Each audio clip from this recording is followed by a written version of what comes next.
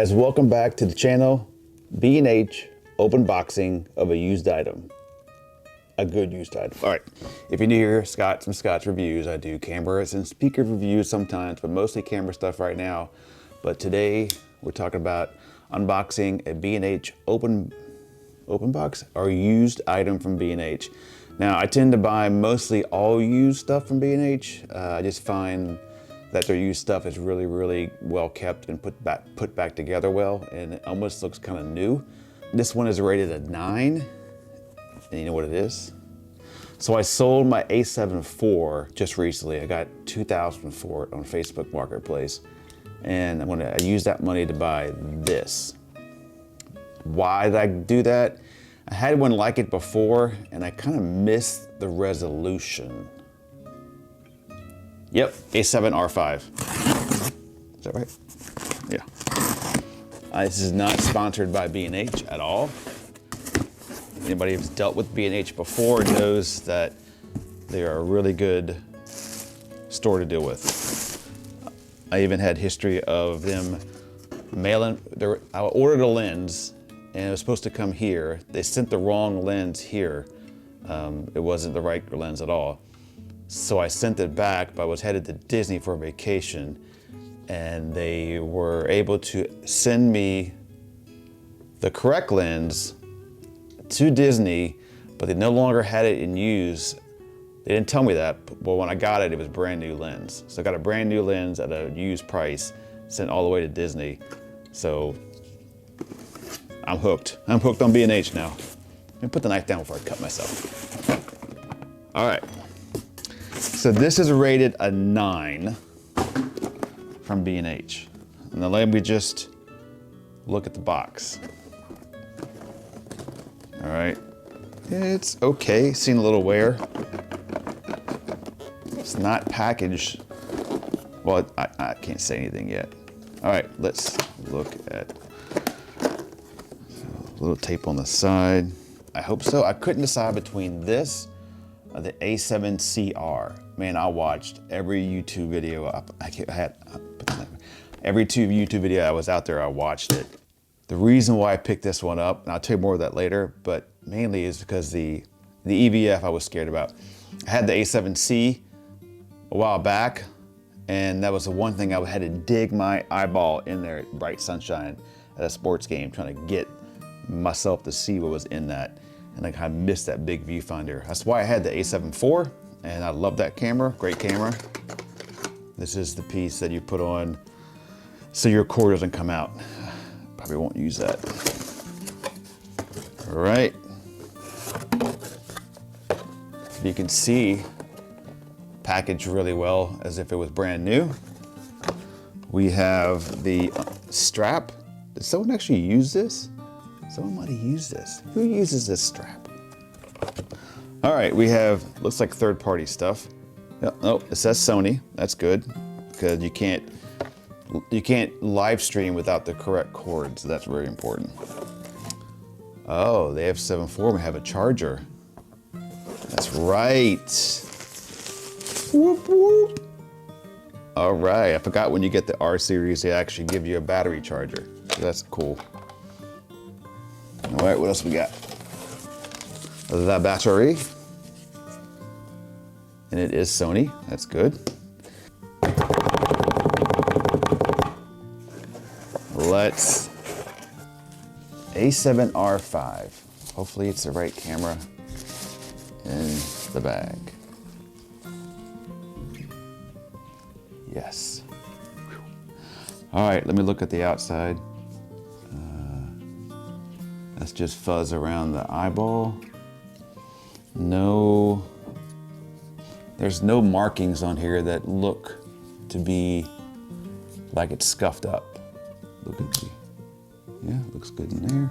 See if we got any juice in this battery. Center looks clean.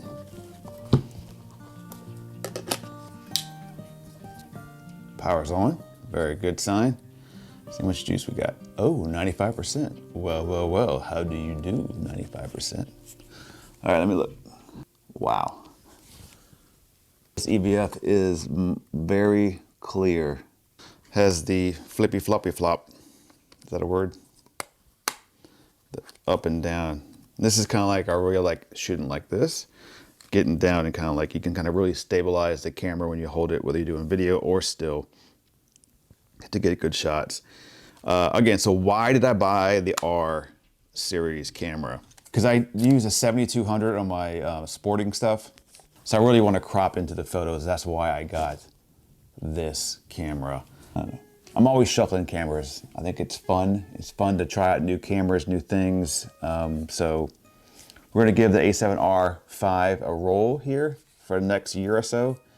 I don't think, I was worried about it being too big. And yeah, I think it's fine. I'll put it in a camera bag. We'll test it out with some lenses and just to see if it's too much. I was gonna get the CR because I wanted that small form factor with that huge, big, like Leica Q style camera. But I think it came with too many, yeah. There are times I'm gonna love it on vacation and walking around, very small form factor, get a real small 24 lens on that thing, put it in your bag, kind of hides away, come out, take pictures, put it back. I will miss that part of it. But when I actually go out and do real work, I'm gonna be doing this, going, oh my God, my eye hurts, I can't see anymore. I can't, it's so bright. I'm tired of that. Versus having this huge TV screen now on my eyeball, and not when I'm relaxed, I can really stabilize the footage when I have the big lens out. So yeah, all right, I'll shut up now and we'll go out and take some photos with this. I'll even add, how about this, for your viewing enjoyment. The neighbor has their house lit up for Christmas. I want to test a low light test. So let's low light test this camera, a couple of photos on the ZVE1. This thing should destroy the ZVE1 in photos. We're talking 12 megabytes versus 61 megabytes. Big difference. This is a low light beast. This is not. So how is that image going to look? Well, in about 2 seconds, you're going to find out. All right, aperture priority is 4K 24, 1/50th of a second. ISO is at 2000. See if I can bump up the exposure dial. Oops. We'll bump up in the exposure. They're at 4000 ISO. 1.8. And this is S-Log3. Yep, PP8, which is S-Log3. Oh, let me take it off of active. There you go, the standard.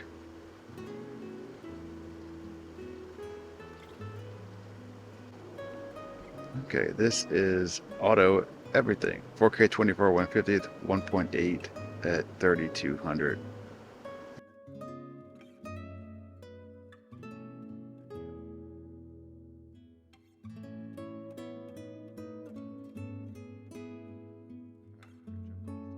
All right, S-Log, 24 frames, 1.8.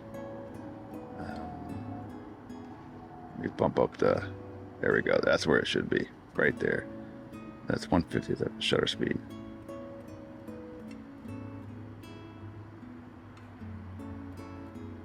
ZVE1, that's what that is. ISO is at 12,800, which is his native ISO for this range. We could drop it lower to its other, let's see if I can get there.